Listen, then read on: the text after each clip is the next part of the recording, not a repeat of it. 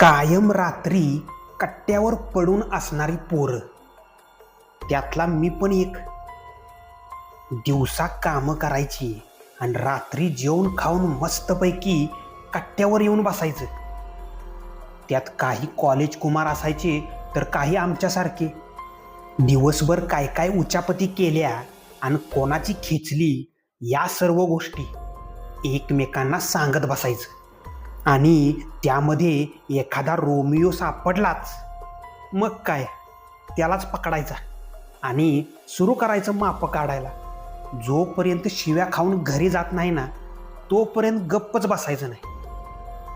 ते जर जमलं नाही तर उगाचच पैज लावायची कोणाबरोबर पण. हा आमचा रोजचा धंदा. बाजूवाला मामा जोपर्यंत शिव्या देत बाहेर येत नाही ना तोपर्यंत नुसता गोंधळ घालायचा आणि खिदळत बसायचं. तो आला की लगेच पळून जायचं. आज पण कट्ट्यावर माझ्या अगोदर सगळे येऊन बसले होते. माझ्याबरोबर आज माझा मामे भाऊ पण होता, बंड्या. तसा तो सगळ्यांच्याच ओळखीचा होता, त्यामुळं ओळख करून द्यायची गरज नव्हती. दिवाळी असो किंवा उन्हाळी सुट्ट्या, सगळ्या सुट्ट्या त्यानं इथंच घालवल्या होत्या. त्यामुळं गल्लीतली सगळी पोरं त्याला ओळखत होती. बंड्या आणि मी घरी जेवण करूनच आलो होतो. आता थोडा वेळ आमच्याबरोबर बसून तो त्याच्या घरी निघून जाणार होता. त्याचं घर आणि माझं घर किती एक 20 मिनिटाच्या अंतरावर. आम्ही दोघं कट्ट्यावर पोचताच 4-5 शिव्या देऊन पोरांनी आमचं स्वागत केलं. मग चांगल्याच गप्पा रंगल्या. आम्ही सगळेजण गप्पा मारत बसलो. पण बंड्या मात्र गुडघ्यात मान घालून मोबाईलवर काहीतरी करत होता. मध्येच एकटाच हसायचा आणि सारखं पिल्लू पिल्लू असं म्हणायचा. बंड्याला पण कोणतरी पिल्लू सापडले वाटतं. त्याला बघून आमचं तोंड कारलं खाल्ल्यासारखं झालं होतं. आता एवढं सगळं बघून मी कसा शांत बसणार बरं. मी म्हणालो, अरे भावाला भेटायला आलाय का पिल्लू बरोबर बोलायला आलाय. बंड्या म्हणाला, अरे रावल्या 2 मिनिटं थांब, आलोच. त्यावर त्याला परत एक शिवी दिली आणि म्हणालो, अरे आत्ता येतोयस का पाठवू त्या मसनातल्या झाडावर. तेवढं ऐकल्यावर त्यानं लगेच ताडकन फोन कट केला आणि म्हणाला, अरे तू कसला पाठवतोय झाडावर, मीच जातो की. तसं पण त्या झाडाला कधी हिरवा पत्ता लागत नाही आणि तुम्हाला पण. साल्याला एक पोरगी काय पटली, लगेच लागला टोमणं मारायला. मला पण जरा रागच आला बंड्याचा. मी म्हणालो, एवढीच हिंमत आहे तर चल बघू, झाडाला 2 येडं काढून दाखव बघू. बंड्या पण चांगलाच पेटला. अरे 2 काय 4 येडं मारून दाखवतो. माझा पण जास्तच पारा चढला. मग चल तर मग लाव पैज. जर का तू त्या झाडाला 4 येडं मारलंस तर ही सगळी पोरं आज ढाब्यावर, ते पण माझ्या पैशानं. आणि जर तू नाही येडं मारलंस तर तू ढाब्यावर न्यायचं. हे ऐकल्यावर मला वाटलं तो माघार घेईल, पण झालं उलटच. तो जास्तच जोशात आला. चला म्हणून मिशीवर ताव मारू लागला. ते पण तो काडी पैलवान असून. बाजूला बसलेली पोरं म्हणू लागली, कशाला विषयाची परीक्षा घेताय, गप बसा. पण बंड्याचा तोरा काही वेगळाच होता. तेवढ्यात बंड्या म्हणाला, अरे दम असेल तर पैज लावायची, उगाच बाता हाणायच्या नाही. अरे चल रे चल, किती दम आहे तुझ्यात बघू. अरे रात्री तुला मुतायला आलं तर मला उठवून घेऊन जात होतास तू, आणि माझा दम बघतोयस होय र. लगेच सगळ्यांनी 2 व्हीलर काढल्या आणि मसनातील झाडाची वाट धरली. त्या झाडाची भानगड अशी होती की ते झाड कायम सुकलेलंच असायचं. त्याला कधीच हिरवा पत्ता सुद्धा लागला नव्हता. उन्हाळा पावसाळा ते झाड कायम सुकलेलंच असायचं. लोक म्हणायची की त्या झाडावर भुताचं घर आहे. रात्रीचं तिकडं कोणीच फिरकत नसायचं, अगदी एखादं कुत्रं सुद्धा नाही. खूप लोकांना त्या झाडावर पांढरा सदरा घातलेला माणूस दिसला होता. खूप वर्षापूर्वीची गोष्ट आहे ही. गावातील एक माणूस रात्रीच्या वेळी झाडापाशी गेला होता. तेव्हापासून त्याला बोलता येत नव्हतं. त्यानं काय बघितलं त्यालाच माहिती. तो आजपर्यंत कधीच बोलला नाही. नेहमी शांत, शून्यात नजर अडकवून बसून राहायचा. आता आम्ही त्या मसनात पोचलो. रस्त्यावरच गाड्या लावल्या. आम्ही मसनातील झाडाकडे पाहत होतो.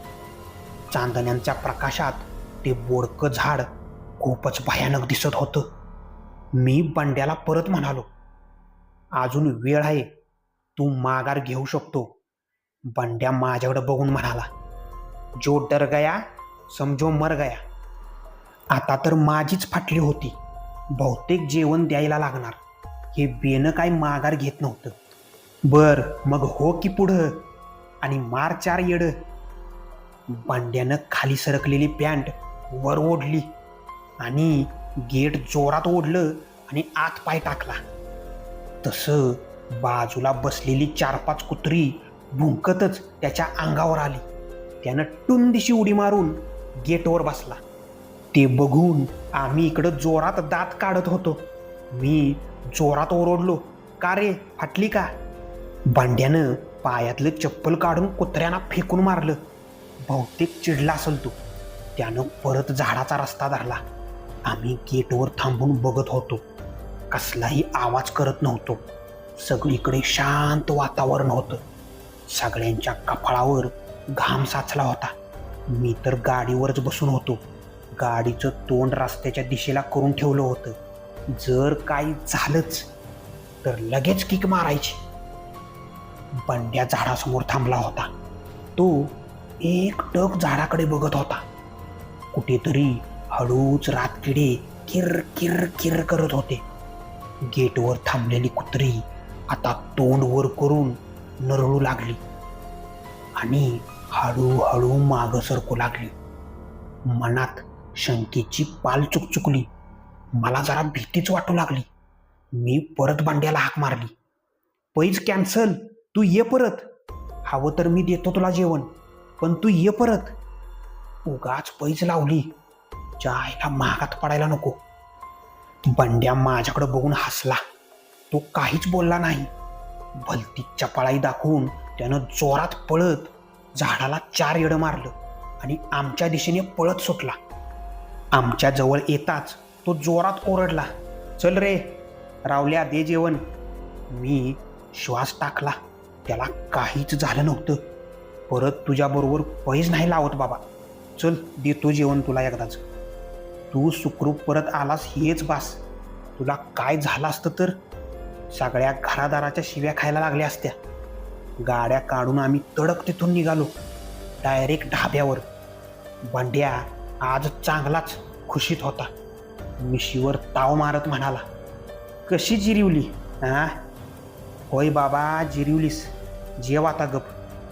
माझं तोंड तर एवढं वाईट झालं होतं, त्यात आता खिशाला पण चांगलाच खार लागला होता. दोस्त लोक पण एवढी नालायक होती की सरळ मटण थाळीच ऑर्डर केली. च्या मारी माझा इकडे जीव जातोय पैसे गेले म्हणून, पण हे लोक बकासुरागत मटण खात होती. त्या वेटरला तर घामच फुटला रोट्या देऊन देऊन. आणि बंड्या तर मिशीवर ताव मारून मारून मटण खात होता. मनातल्या मनात म्हटलं, परत कधीतरी तू सापडशीलच, तवा मिशीच कापतो तुझी. जेवण आमचं आटपलं. वेळ खूप झाला होता. चला लवकर, घरातून फोन यायच्या अगोदर. सगळ्यांनी गाड्या काढल्या. मी बंड्याला म्हणालो, हळू जा रे बाबा, परत त्याच मसनातल्या रस्त्यानं तुला जायचं आहे. लय काळजी करू नको. अरे त्या झाडावरच्या भुताला पण भारी पडलोय मी. त्याचं बोलणं ऐकल्यावर मी सरळ घराकडे सुटलो. घरात येऊन सगळेजण झोपी गेले. सकाळी बरोबर 7च्या ठोक्याला माझा फोन वाजला. हॅलो, कोण? मामाचा फोन होता. काल कुठं गेला होता रे? मी काल काय झालं मामा? काल रात्रीपासून बंड्या आजारी पडलाय. काहीतरी वेगळंच बडबड करायला लागलाय. मामा आलो, थांबा. फोन कट केला आणि पळतच सुटलो. 15 मिनिटाच्या आत मामाच्या घरी. बंड्या खाटावर पडून होता. नुसता लोळत होता. काहीतरी बडबड करत होता. मला घामच फुटला. मामानं दरडावून विचारलं, कुठं गेलता रात्री? मी अडखळत अडखळत रात्रीचा सगळा कारनामा सांगितला. तिकडून मामी शिव्या देतच आली, कारण बंड्याला भूतानं झपाटलं होतं.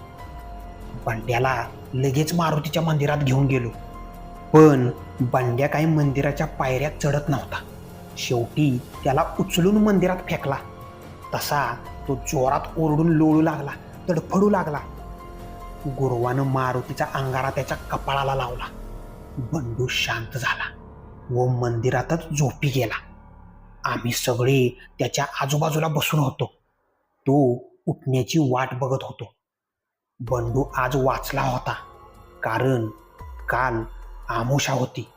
त्यात ह्यो मसनात पण जाऊन आला होता. गुरव पण चांगलाच तापून शिव्या देत होता. सगळं माहिती असून सुद्धा कशाला गेलता तिकडं? नशीब चांगलं म्हणून पोरगं वाचलं. तेवढ्यात बंड्याला जाग आली. त्याला तुळस टाकलेलं पाणी प्यायला दिलं. चांगलं तांब्याभर पाणी पिल्यावर त्याला जरा तरतरी आली. मी जरा पुढं होऊन विचारलं, काय झालं रात्री? बंड्या सांगू लागला. ढाब्यावरून निघाल्यावर बरोबर मसनासमोर पांढरा सदरा घातलेला एक म्हातारा तिथंच थांबला होता. त्यानं हात केला म्हणून त्याला गाडीवर घेतलं मी. गाडीवरून जाताना बोलणं चालूच होतं की, आणि पाटलाच्या घरापाशी सोडा म्हणून तो सांगत होता. मी हो म्हणून गाडी बरोबर पाटलाच्या दारात नेऊन उभी केली. त्याला आता खाली उतर म्हणून सांगायला मागं बघितलं, पण ते म्हातार गाडीवरच नव्हतं. इतकी वेळ माझ्या बरोबर बोलत गाडीवर बसून आलेलं म्हातार अचानक गायब कस काय झालं? इकडं तिकडं बघितलं, पण कोणीच नव्हतं. म्हातारं गायब झालं कसं? भीतीनं मला भवळच आली. त्याच्यानंतरचं मला काय बी आठवना.